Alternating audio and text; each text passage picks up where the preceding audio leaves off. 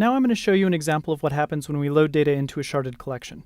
First, we're going to need some data. I've got some sample data loaded into a MongoDump directory, and we're going to load that up.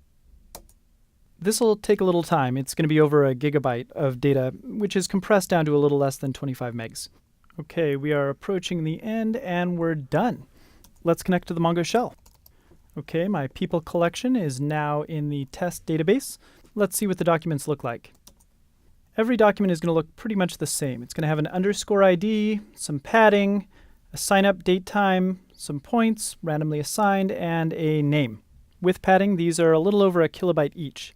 And I can see I've got a million of these documents, hence the fact that it's about a gigabyte uncompressed. Let's look at sh.status. So I can see that my test database is partitioned nominally, but we still haven't sharded our collection. Let's do that now. First, we're going to want an index that we can use as a shard key.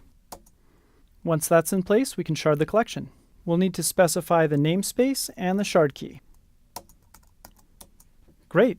And when we look at things, we can see that it's already been broken down into 33 chunks, but they're all still living on this same shard. So now we're going to stand back, let the balancer do its thing, and come back later and see what's going on. I'm going to take a look at where things stand. A few minutes have passed, but it shouldn't be done yet. Okay, and I can see that it has moved 2 of these chunks to different shards. I'll hold back and let it continue the process now. Okay, it's been a while, so let's take a look and see that our cluster has balanced itself. All right, here I can see my chunks. They are evenly distributed throughout my 7 shards. So great, everything is balanced. Let's run a query and see if we can look at where the data is coming from. We're going to run an explain query so that we can see what's going on. Okay, I realize this is going to be a little bit difficult because my font size has to be large enough to be readable, which means that we're going to see some wrapping. But I can see that I've got an index scan. And more than that, I can actually see which shards we're dealing with. Here we're dealing with shard 0. We've also got shard 6. And that's actually it.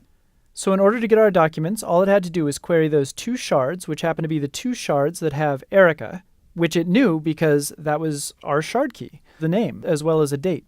Then these came to the MongoS. It performed a merge sort.